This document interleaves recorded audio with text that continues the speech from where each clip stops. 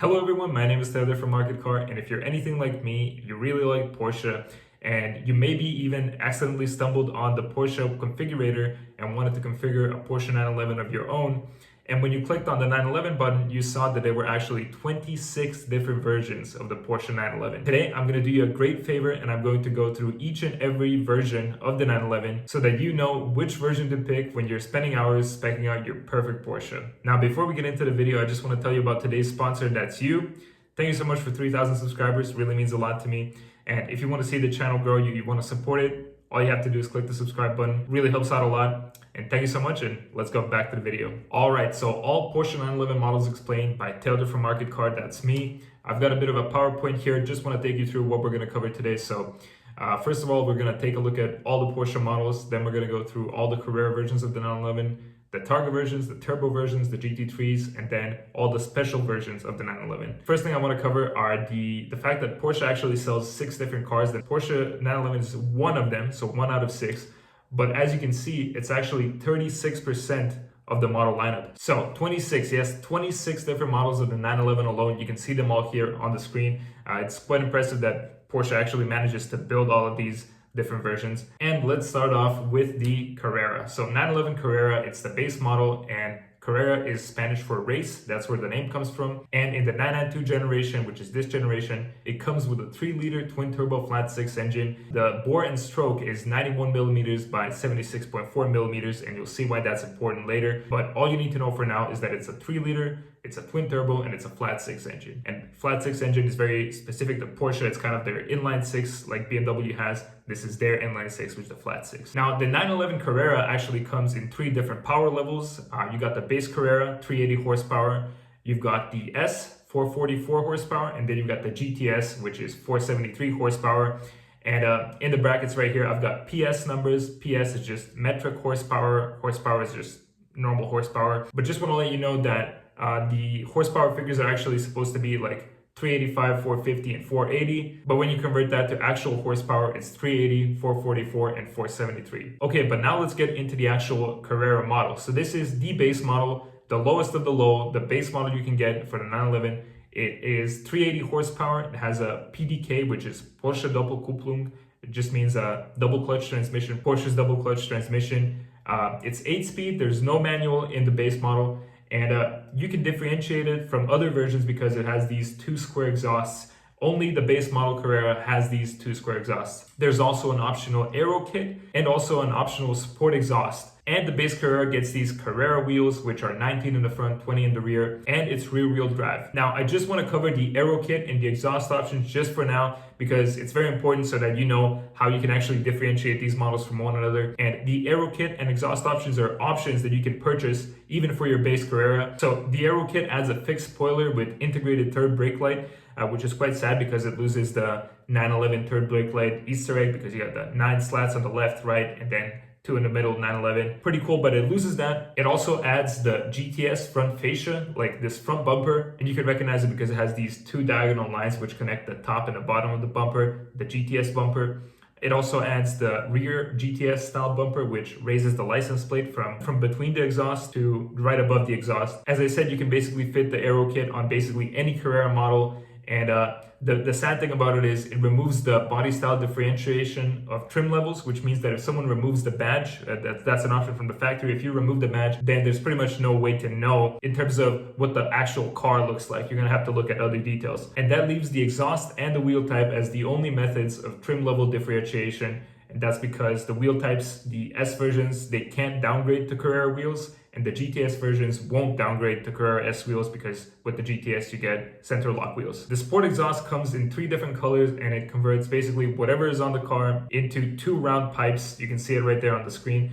And it can be fitted onto most models, and that removes the exhaust differentiation of trim levels, which means that you can only tell what trim level it is from either the body style, which is base and S, versus GTS, which is destroyed by the Aerokit, or just the wheel type, which we discussed earlier. Now let's move on to the Carrera S. So the Carrera S, 444 horsepower, 8-speed PDK, or, so this is a new one, you can either get an 8-speed PDK or a 7-speed manual. So that is a reason to get the S over the base.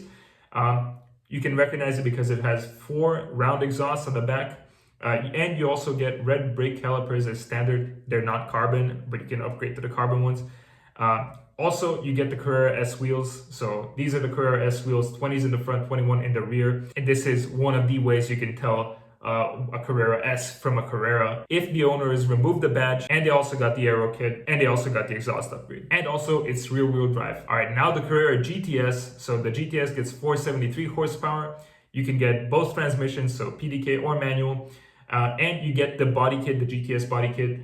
This changes your front and rear bumpers. Just like we discussed earlier on the Aerokit, you get these horizontal bars which connect the bottom and the top of the front bumper, and in the rear it raises the license plate from between the exhaust to just above the exhaust. Also in the GTS versions, you get the sport exhaust as standard, so they don't get their unique exhaust look. And you also get exclusive taillights as standard, which are actually just smoked taillights, so they're not red, they're just like dark.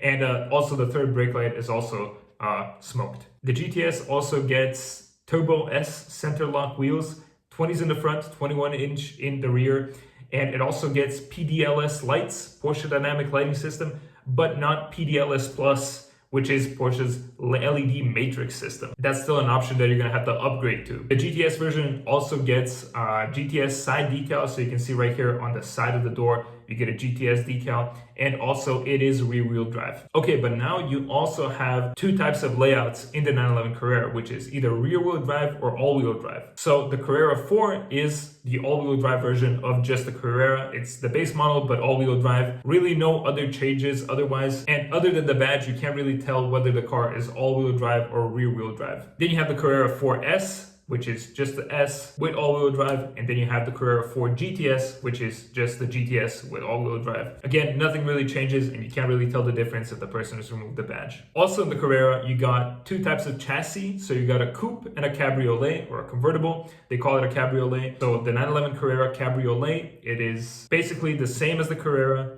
just the cabriolet. Then you got the Carrera S Cabriolet, which is the same as the S, just the cabriolet. And then you got a Carrera GTS Cabriolet, which is the same as the GTS, just the cabriolet. Again, nothing really changes except for the roof. And then for the Carrera Cabriolet, you also got two types of layouts, so rear wheel drive and all wheel drive. The Carrera 4 Cabriolet is the base model Carrera, all wheel drive with the convertible. Carrera 4S Cabriolet, basically again, no changes. It's just the all wheel drive, the S version, and the convertible. And the Carrera 4 GTS Cabriolet, again, same car, just all-wheel drive and just the convertible. So that covers 12 out of the 13 Carrera versions of the 911. And the last one is the 911 Carrera T. Now this is a bit of a special model. So it has 380 horsepower, which is the same as the base model, but you can actually get a 7-speed manual and it comes as standard. However, you can also upgrade to the 8-speed PDK. And basically it's supposed to be a lighter version of the 911. So it comes with 77 pounds less weight because it has no rear seats, which you can option back in. You also get the sport exhaust as standard, and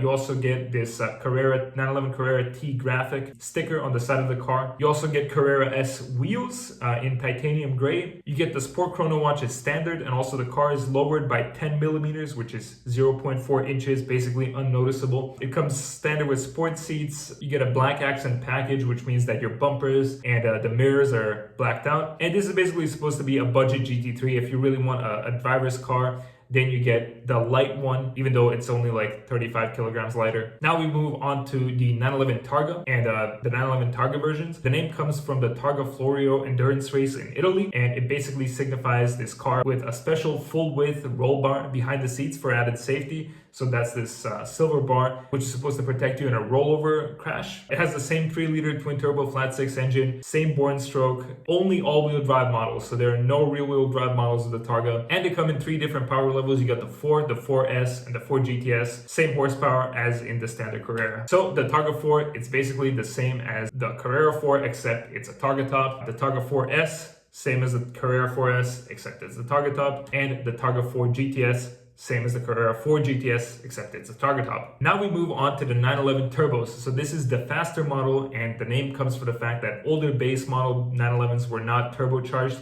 And the reason why the turbo was faster was actually the fact that it had a turbo, even though both the Carreras and the turbos have turbos now. Now, here's where the bore and stroke becomes important, because the turbos have a 3.7 liter twin turbo flat six engine. But this is actually really kind of the same engine, because you can see that the stroke is the same, 76.4 millimeters, and it's just the bore that's increased by 11 millimeters. Now, the 911 turbo comes in two power levels. You got the turbo, 572 horsepower, and the Turbo S, 641 horsepower. So let's start off with the turbo. So in the turbo, you get the PDK only, 8-speed, no manual, 4 square exhausts. That's how you can recognize it from Carrera models. It also gets a different front bumper than the Carreras, and you can recognize it because it has these two vertical slats almost connecting the top and the bottom of the front bumper. And it also has a different rear bumper than the Carreras, which is recognizable by this sharp line above the license plate. You also get these huge side intakes, which only come on the turbo. You can still get a sport exhaust, so you can remove the fork tips and get just two. There's also a sport package optional, which I'll cover in just a second. You also get red brake calipers, non-carbon. You can upgrade the carbon. And you also get these turbo wheels, which are not center lock. 20s in the front, 21-inch in the rear. And you also get a different spoiler than the Carreras,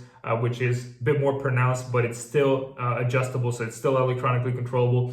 And it also has an integrated third brake light. And the turbo and the Turbo S are all-wheel drive only. Now, just for a second, I want to compare the Carrera and the turbo front bumper. And you can see that because the turbo has a different turn signal placement than the Carrera, then you get this small little black piece. It's just crazy to see that on such an expensive car, you've basically got a black piece that has no use. It's like a remnant of the Carrera bumper. It's really weird. I don't know why they put it here. I had to mention that. And I also want to cover the sport package, which adds little aero bits and pieces to the front bumper. Also adds turbo-styled fixed spoiler with additional trim. And this is actually, it gains model differentiation because you can only get this on the turbo. So if you see a turbo with this kind of spoiler that flares upwards, you can know it's a turbo. There's no doubt about it. You also get the Turbo S rims. You also get the sport exhaust upgrade, which actually loses you model differentiation.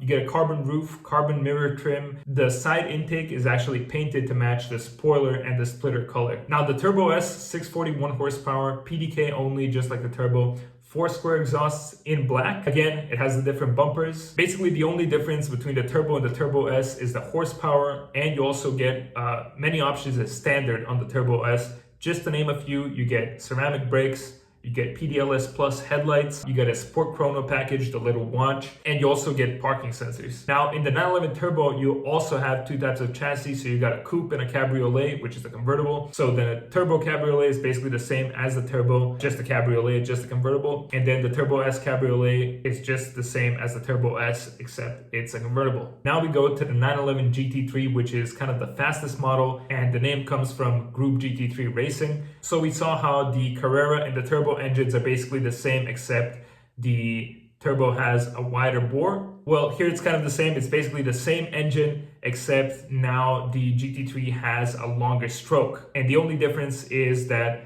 the GT3 engines are naturally aspirated, so there's no turbos, which is why they actually make fewer horsepower. And the GT3 engines are 4 liters instead of 3.7 because of that longer stroke. So technically, the Carrera and the GT3 have kind of the same engine, except the GT3 has a longer bore and stroke and no turbos. So the GT3, the 911 GT3 comes in two chassis styles, technically 3. The GT3, the GT3 Touring, and the GT3 RS. So let's just cover the GT3.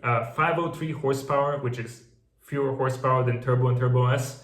You can either choose a 7-speed PDK, so this is a different PDK than the Turbo and the Turbo S, or a 6-speed manual. And you also get 2 center exhausts, which are kind of unique to the GT3s. You can't get these on any other model. You don't get the side intakes like on the turbos, so that's only a turbo thing. And you also get a different front and rear bumper than the Carreras and the turbos.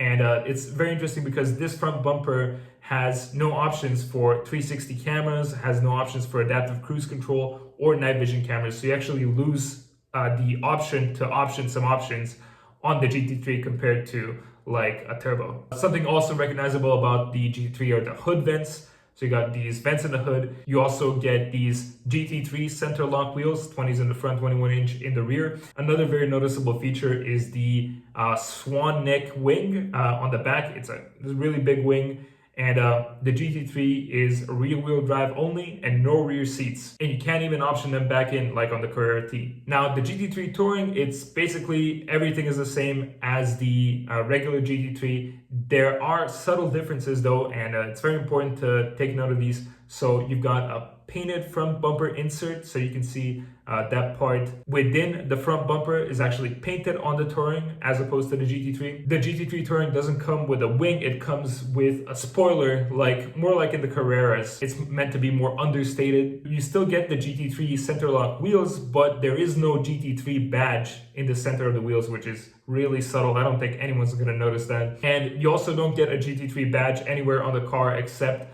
on the engine cover. So again, it's rear-wheel drive only and no rear seats, and you can't option them back in. And basically this is just a wingless GT3. I just want to say a cool feature that the GT3 Touring has, as well as some of the Carrera models depending on the options, the double third brake light. So you've got a third brake light in the engine cover, and then when you step on the brake and your spoiler comes up to slow you down aerodynamically, it actually has a separate little third brake light underneath the spoiler. It's very cool. Also, just want to cover this for a second. There was this post from Hype Whip about this wingless GT3. A lot of people were saying, oh, this is just a GT3 Touring. Well, not really. This is actually a wingless GT3, and you can tell because, first of all, it has the GT3 badge on the center of the center lock wheels. So we know it's a GT3. And also a very obvious part is that the bumper insert is not painted. If it's unpainted, it's a GT3. If it's painted, it's a GT3 Touring. Now, the GT3 RS, it's basically a race car. It's almost has nothing to do with the GT3 and the GT3 Touring. It just gets a bit of a horsepower bump from 503 to 518. Only comes with a 7-speed PDK. Again, 2 center exhausts, and it has aero bits everywhere. So basically everything about this car is supposed to be aerodynamic. And you also lose the front trunk because of these enormous vents that flow air through the actual front trunk for aerodynamics. And this is actually the largest wing on a production car ever. It's taller than the car itself, and it also adjusts itself based on racing conditions. You also get side intakes, unlike the GT3 and the GT3 Touring, and again, unpainted rear bumper insert. And something that differentiates it from GT3 and the GT3 Touring visually, if all the aero is not enough, is that the rear bumper insert is not painted on the GT3 RS. You also get GT3 RS center lock wheels, and again, rear-wheel drive only, no rear seats. Also, something to know about the GT3 RS is that it actually has different doors than the other versions, and that's not just because of the aero that's coming out of the wheel arches. It's because the GT3 RS doesn't actually have the remote access, so it doesn't have those door handles that pop out. You actually get like real door handles on the GT3 RS to make it lighter. Also, I do want to say that it's really interesting how each different variant of the GT3, the GT3, GT3 Touring, and the GT3 RS gets a different engine cover, which is also different from the standard Carrera engine cover. And no, you can't access the engine compartment on any of them, but it's really cool that they have their own designs. Now let's cover the special editions. So 911 Targa 4S Heritage Design Edition. So this is actually not in production anymore, but it was a Targa 4S limited production design. Same horsepower as the 4S, 444 horsepower, and it was limited to 992 units. And it has these special decals, and it has a special interior. Now the 911 Sport Classic, so it's a 3.7 liter turbo engine, 542 horsepower, which is less than the turbo and the Turbo S, but it's the same engine like the Turbo and the Turbo S. And the reason for that is that this was a rear-wheel drive only car, and it was also a 7-speed manual only car, which was supposed to be like a driver's car. The 7-speed manual could not actually withstand the amount of power that the Turbo and the Turbo S produce, so they had to dial back the horsepower. And yes, this is actually the most powerful manual Porsche 911 992. It has no side intakes, unlike the turbos, but it does have a ducktail spoiler, and 1250 units were made. Now we got another Targa 911 edition 50 years Porsche design. This is actually still on the website. It's basically a special edition Targa 4 GTS, 473 horsepower, same as the GTS, and you get special side decals, black colors only, and special interior design, and it's limited to 750 units. And now for the really good one's the 911 Dakar. So it has a GTS engine, the Carrera engine, 473 horsepower, and it's all-wheel drive only, 8-speed PDK only, and it's basically an off-road inspired Porsche 911 like the Safari 911s that people were making. Interestingly enough though, it has hood vents like from the GT3, even though it's not a GT3 in any sense. And you get really unique front and rear bumpers, which don't look like anything that's on the other 911 versions. And it's also really cool. You get fixed in place tow hooks, not meant to be removed, which is really cool. You also get a fixed rear spoiler, which doesn't move. And you also get some features as standard. 2,500 units of this were made. And the 911 ST, it's the same engine as in the GT3, the 4.0 liter naturally aspirated. 518 horsepower, same as the GT3 RS, so it's actually more horsepower than the GT3. 6-speed manual only, and this was made for the 60th anniversary of Porsche 911. It's rear-wheel drive only, and so technically the ST is supposed to be based on the GT3 RS, although it really borrows a lot of the design elements from the GT3 Touring, like the spoiler, which actually has like a little lip spoiler on top, so it's like a double spoiler. Also gets painted bumper inserts both front and back, and also the hood vents come from a GT3, not a GT3 RS, but it does actually get some GT3 RS elements, like the GT3 RS doors with no comfort access, and again the wheel arch aero, it also gets that. Also gets a special unique engine cover with the ST badge. The Porsche lettering on the back is also this bronze color, and this is actually the lightest 992 generation 911 because of weight saving measures like removing rear wheel steering. They basically removed a lot of the features to make it a perfect driver's car. Rear wheel drive, 6-speed manual, and 1963 units were made or are about to be made because that is the year the Porsche 911 came out. So those were all the 26 versions of the Porsche 911. Thank you so much for watching. I hope I helped you get your Porsche and pick the right one for you. Thank you so much for watching again, and I'll see you next time. Bye.